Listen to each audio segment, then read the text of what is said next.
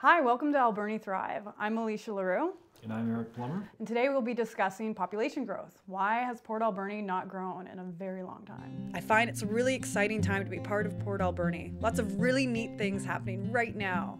There's this critical period that Port Alberni is going through right now where it's trying to rediscover itself. And there's a lot of discussion about what works for Port Alberni, what's great about Port Alberni, what needs to be changed in Port Alberni.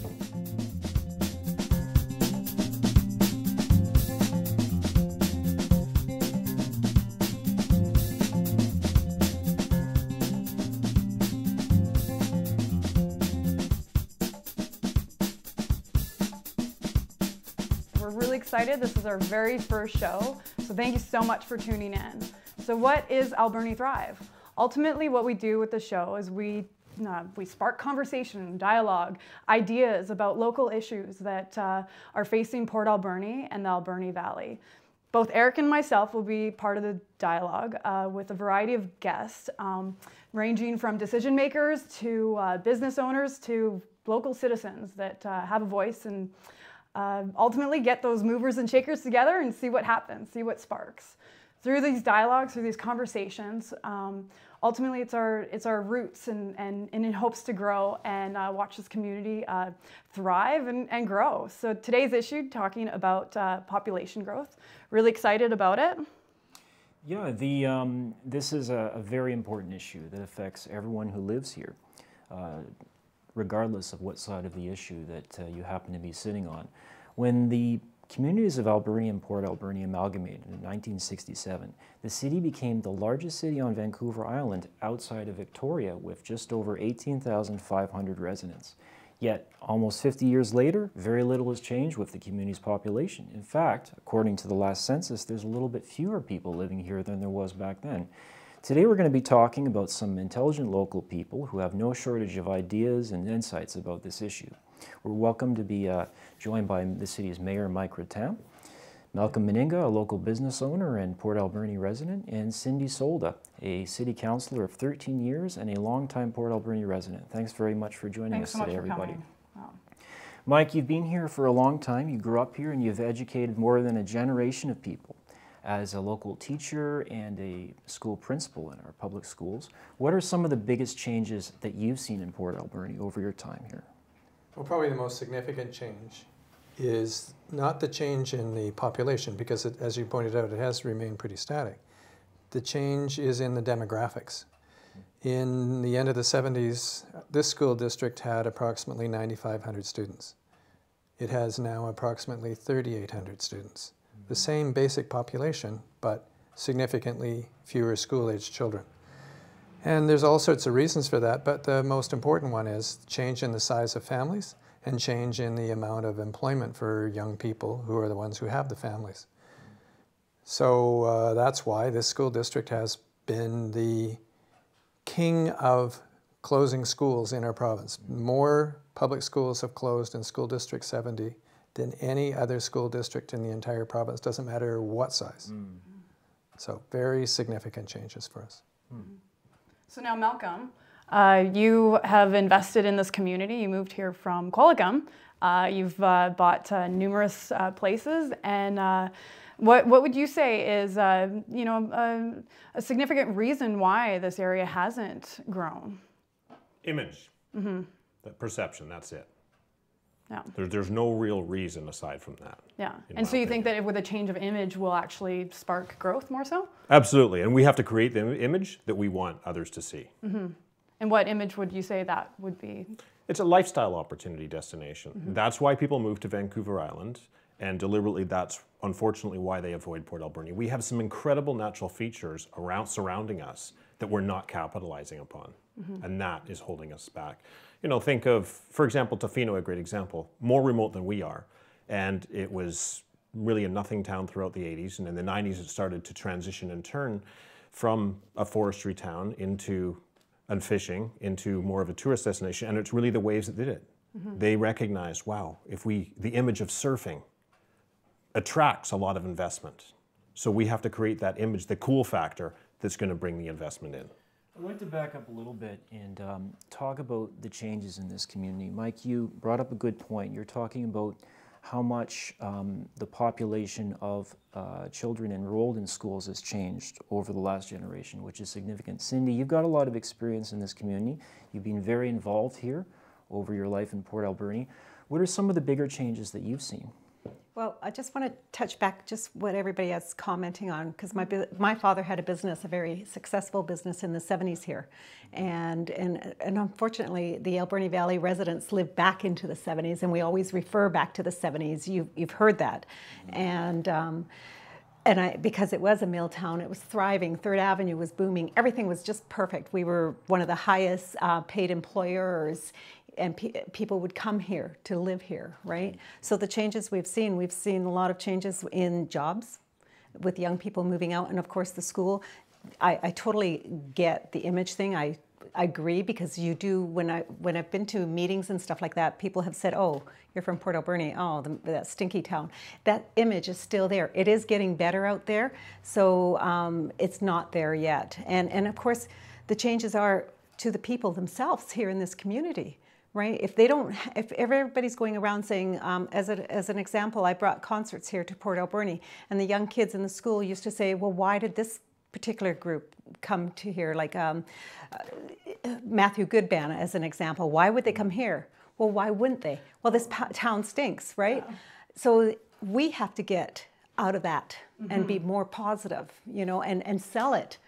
I so agree. Like for myself, before I even moved here, because I'm a new resident to the community, it's got so much going for it. Like the location is incredible. It's the heart of Vancouver Island. The community is wonderful. And as you were saying, Cindy, like I can't get over the mentality that, you know, it's not everyone doesn't have it, but there is that mentality of like, well, why would they come here? It's the, you know, how would you say to change that mentality and to create more of that pride and in the area? And that's a really an interesting idea. How do we change that from people? And it has to come from the top and work its way down. If the top is not positive about the community, why would everybody else be? Do you think like that would come through industry or like a big business coming in here, or do you think that it would be coming from focusing on tourism, attracting? I think it comes from all sorts of things. There's no one magic answer to it all. But it is, as Malcolm says, it is about image. What is it that people see when they first come to Port Alberni? What is it that they see when they first find out about Port Alberni? And when you do come into Port Alberni, generally the route through Port Alberni is down Johnson Road. What does that particular road look like? How inviting is it? Does it persuade people to stop and explore? And are there ways and reasons for people to think, you know, this is really an interesting place. I think I want to stop and wander around and check out this store or look at the water or try riding my bike or getting in a kayak or whatever it is that appeals to people. We know, those of us who live here, that there's all sorts of interesting things to do, and it's not very far and it's not very expensive. But how do we make sure that people know that it's really obvious to people coming through? Yeah, I'm sure we've all heard the stories of people that have headed through Port Alberni on their way out to the West Coast, and they don't even realize they've been to Port Alberni. So those are things we need to change. We also need to change the look of the stores on Johnson Road. We need to look at how attractive our front door is, because that's our front door. So that's why, as a city council, we've really focused whatever flexibility we have in terms of our spending. That's the area that we're going to really truly focus on. But at the same time, though, I mean, obviously, you know, 3rd Avenue, this part of town too has got lots of promise as well. So, I mean, I get what you're saying as far as having, you know, putting your money into Johnson and that front door. I mean, how important it is it like it's very important to go into a front door and be like, okay, they take care of their house. This is some place that I want to stop and have tea in. But at the same time, though, you can't. I'm just saying from my point of view is that you can't ignore 3rd Avenue as well, because there is some really neat buildings here. There's some great infrastructure. So as a whole, I'd like to maybe even see something happen up here that would be kind of cool, that would bring people through Johnson and up this way to really explore this, like all sides of town. But to add to that, it's interesting because when you talk of that, Port Alberni unfortunately has is long, right? It's not like Qualicum where it's nice and it's like more of a community in that sense, you know, cozy and everything. We have 3rd Avenue. And then you got the Redford. I mean, we took tours. When I was on council, I took tours and talked to the businesses. And I remember one business person taking me out on Johnson Road saying, Cindy, take a look at Johnson Road. What do you see? And then I went out with them. Well, this is lower Johnson, okay? And I looked. Yeah, no wonder people are driving through, you know, and there were some really great ideas that would have and could have happened there, but it didn't. And then you got, with 3rd Avenue was thriving, and maybe in a lot of communities, if you build a town square where there is that stage where you can have town meetings instead of like in City Hall, not knocking City Hall, or in a facility, but a big square where people meet, and you've seen that in other communities, and people come in there and they talk outdoors, that might be a great way to open up 3rd Avenue. But first you got to clean up 3rd Avenue, and you got to clean up some of the buildings in the city. And the city has got some bylaws going, and they are working towards that. But it's not going to happen yesterday, unfortunately. Yeah. Now, Malcolm, what's your take on all this? If we're going to focus on population growth, give people a reason to live here, and focusing on jobs alone doesn't guarantee residents for the city. The city should focus on attracting residents, increasing the tax base within the confines of the city. Somebody that's working here, they could live out at the lake, they could live up Beaver Creek, and they should have that right to do so. They should live where they want to live. We just have to focus on making Port Alberni as desirable a place as we can so people choose to move here. And one great way to promote it is through events. You know, it's great next weekend. So in a week and a half, there will be the train run out at McLean's Mill. Something like that, the city finally gets, I've been involved in that race since the inception, and it's been struggling with just a handful of volunteers. Finally, the city gets behind it. We're going to have close to 200 people this year, and that's a great way to expose what Port Alberni has to offer to outsiders. It's one thing to put a written publication and come visit us. It's another thing to say, I have a beautification on Johnson, and these are not bad things, but let's think of the return on investment. It costs a few $1,000s to host this event, but we're getting a few hundred people that are going to be wowed by what they see that otherwise they would never be able to get to experience. Yeah. I mean, myself even coming in for the ACDC, the downwind paddle, that was what brought me into this community. And I planned on staying a day, and I ended up staying a week, and just loved it, and started looking at real estate. And you know, it's been the best investment I've ever made. I love it here. And that's it. Capitalizing on that, if the city was to really get behind the ACDC, for example, and not only host the event, but when people come back year after year to see, wow, that waterfront is actually, there's a changing image to it. I don't think that's happening at all. When I go down there, it's just that there was a start, and then it's stalled and stagnated, and it's like we've tried, and we're going to shift our focus somewhere else, and that's a disappointment to me. Great point, and we'll get back to that, and we'll hear from you, Malcolm or Mike, in just a bit. We're going to go to break, so you at home stay tuned, and we'll be right back.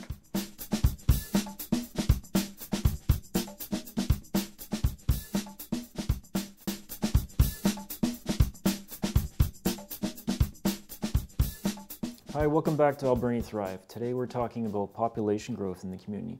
We've been talking a lot about Port Alberni's image and what the community needs to do to better attract people to stay here as they're driving through, but something that we haven't touched upon is the effects of the forestry industry on the community and the number of people that live here. It has completely transformed in Canada, especially on the West Coast over the last generation.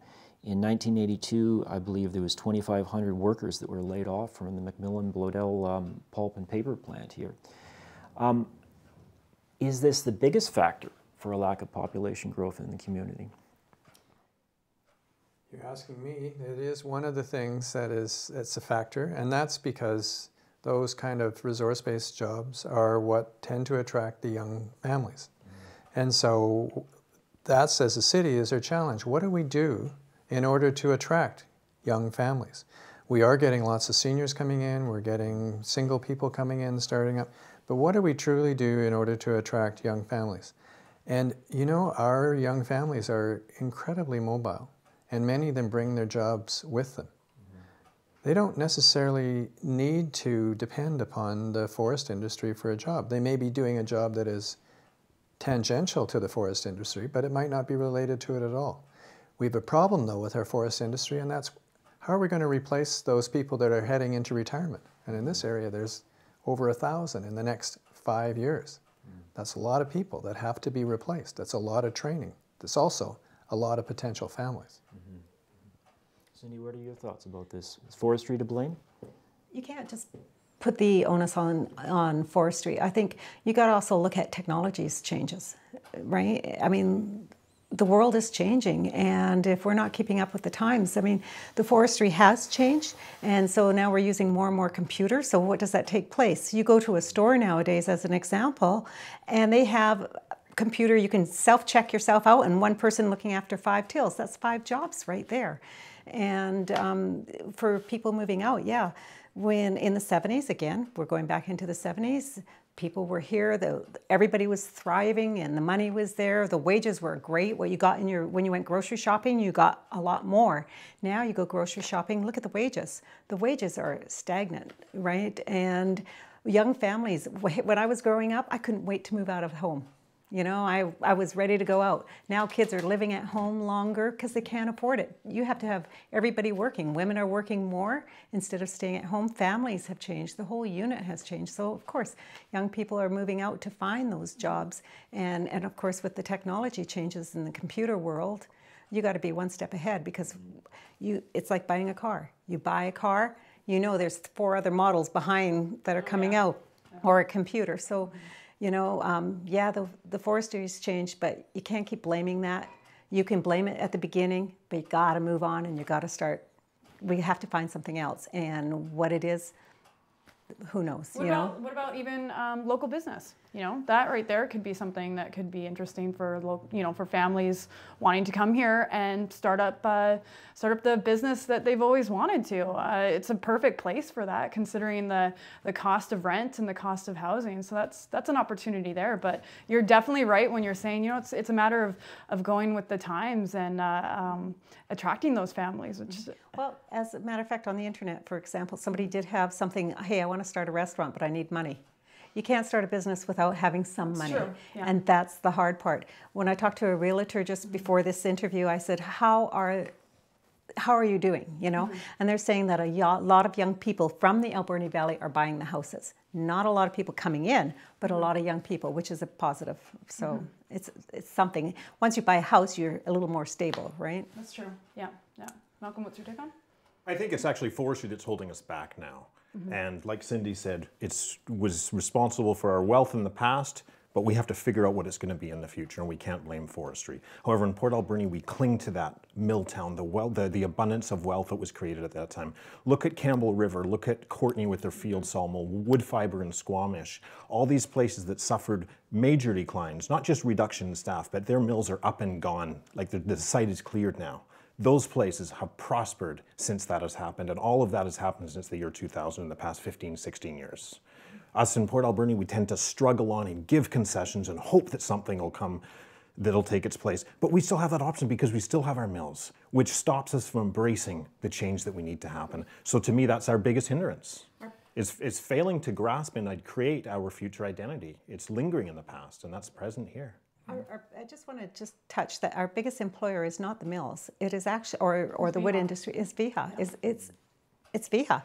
But I don't want to give up, you know, on the mill and that, because it does hire quite a bit of people too on top of that. How many people does it exactly hire? I don't have that. It's over 300 at the Catalyst paper mill. I think it's about 320 right now. VIHA has approximately 815 employees, and the forest industry is around 800 total. So it's VIHA at VIHA?